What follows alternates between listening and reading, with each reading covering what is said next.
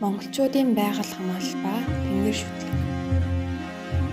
Монгол орн зүүн Азийн цээжин оршдог нийт сая 564,116 км² талбайтай өргөн уудам орн юм а. Аль ч үндэстэн угсаатанд өөрийн хэл соёл, шашин шүтлэг, ёс уламжлал, дэг журам байдаг. Монгол угсаатны хувьд эртнээс нар сар, од мичид зэрэг тэнгэрийн ирсгийг шүтсээр иржээ. Тэд нарыг илч дулаан гэрэл гэгэний эзэн тооцон аливаа баяр ёслол, ажил үйлийг эхлэхийг хүртэл болгодог байсан бөгөөд ангийн олд сайн ургац, гэрт тогоосон аз завшаан зэргийг түүнээ шалтгаалж байна хэмээн үздэг байжээ. Цагаан сарын өглөө наран ургах үед эцэг их настан буурлуудаа залгадаг, шин бэрийг ургах нарнаар мордуулдаг бөгөөд ардын гар урлын янз бүрийн төрөл нар сараар дээд ертөнцийг төлөөлүүлэн төрсөлдөг байна. Мөн үүгээрт зогсохгүй нар сарыг альва өвчнийг идэх, хүсэл биелүүлэх өвдөлттэй байсан гэж үзээр иржээ. Монголчууд од ирэхээс дотроос Алтан Гац 7 өвгөн одыг бусад одоос илүүтэйгээр шүтгэн түгээмэл байдаг бөгөөд Алтан Гац одыг бат тогтвортой байдлыг билэгддэг тул Алтан Гац хэмээн нэрлэдэг байна. Мөн одтой холбоотой янз бүрийн ёсол үйл ажиллагаа явуулдаг байсан нь түүхэн тэмдэглэгдэн үлдсэн байдаг. Юан улсын сударт шар бичин өдөр Сичия яан од тахив гэсэн мэдээ буугаас үзэхэд од тахилгын зан үйл нь эртнээс хийдэж ирсэн бөгөөд зөвхөн ард одны дунд байсангүй төрийн ослын нэг хэсэг болгон одны тахилга явуулдаг байсан нь харагдаж байна. Долоон бүхэн одын хувьд одны тахилгыг төрийн их тахилгын өмнөх орой од төгсөн үед гүйцэтгэдэг байв. Долоон бүхэн одыг тагснаар эд мал аривжин од дотгор зайлж од ирэхээс аврал ивэлээ хайрлан гэж үздэг байна. Монголчууд нар сар од ирэхсийн шүтгийн хамтаар түүний таалалд хар шүүх хийхгүй байх талаар хууль цаазтай ч тэмдэглэсэн байдаг. Юан улсын судрын 105 дугаар дэвтэрт аливаа сар бүрийн шинэтгэн болон тэргэлт хоёр хагас аливаа юмыг алхахыг цаазалмгүй.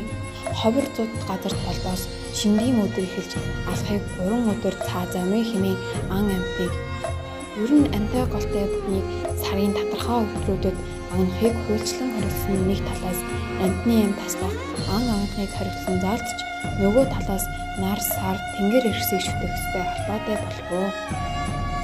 Халах журамд ер сар бүрийн шинийн 8, 15, 13, 25, 30 эдгээр өдөр юм буугаал хэмээн тэмдэглэсэн байдаг. Давж албаас мөн тэр асан юмыг үдсэн хүн гэрчилж байж заргын газар хүрч ав гэж заажээ. Юан улсын судар хаах журамдах эдгээр заалтууд нэг талаасаа тэнгэр иргэсийн шүтлэг толбогдно. Нөгөө талаас бурхны шаншны амтны эм таслахыг төвчих талаар сургаал номлолтой холбоотой байдаг. Бидний мэдэж байгаачлан өвөг дээдс маань эртнээс тэнгэр иргэсийн байдлыг ажиглан тухайн өдрийн цаг агаар байгаль орчноо шинжиж иржээ. Үүний жишээ нь өвөл их цас оруул зуд болж мал хорогдохын шинж хэмээн үздэг байсан бол сар бохирдвол тэнгэр муугаарч цас шороо шуурна хэмээн үздэг байсан юм аа. Мөн бидний өвөг дээдсийн үлсэн газар угаасан усаа хайртан идэх чин айрын сэтгэл энэ бүх нийлээд Монгол хүний байгальтай харьцах уламжлал соёлыг бий болгосон. Монголчууд тэнгэр иргэсийн орчин, хөдөлгөөн, давтамж, хэмнэлийн талаар ариун мэдлэг хуримтлуулж, жил сар, улирал, цаг агаарын байдлыг мэргэжлэн тооцоолон гаргасаар ирсэн нь монголчуудын одон орон цаг тоолол, зурхай болон байгалийн ухааны уламжлал мэдлэгээс харагддаг. Эдгээр мэдлэг нь нэг талаас орны соёлд оруулсан монголчуудын хувь нэмэр, нөгөө талаас төрч зэрэгэлдээ улсуудын ижил төстэй мэдлэг ухааны ололт монголчуудын мэдлэг ухааны нөлөөсөн үр дүн юм.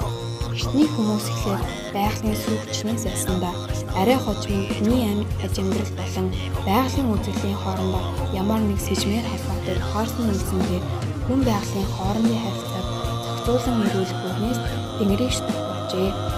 Ардын өлөөр домог ертөнцийн 3 онцгой таврууд нь од иргэсийн татах монголчуудын төсөөлөл мэдлэгийн тусгаж болж байна. Хүмүүний сайн муу альва үлийг тэнгэр харж байдаг гэсэн үндсэл нь газар усыг хог бурдаг, улаан цагаанаар бохирлох, ховор содон урамлыг тасалж амтныг эвгүүдэх зэрээр тэнгэрийн талд хар шүүл хийвэл тэнгэр хийлэгнэн гэсэн итгэл үнэмшлийг монголчуудад бий болгож улмаар байгальтайгаа анхаарал болгоомжтой, зүй зохистой харилцах, хамгаалах дадал хэмжээг зуржээ. Монголчуудын цаг тоолол цаг уур шинжих арга зэрэг нь нар сар гариг хэрэгсийн хөдөлгөөн, од мэдтийн тохиол болон байгалийн амтан уран болон үзэгдлийн үнэлгээ ордог. Харилцан хамаарлын зарчимд уурсан байдаг.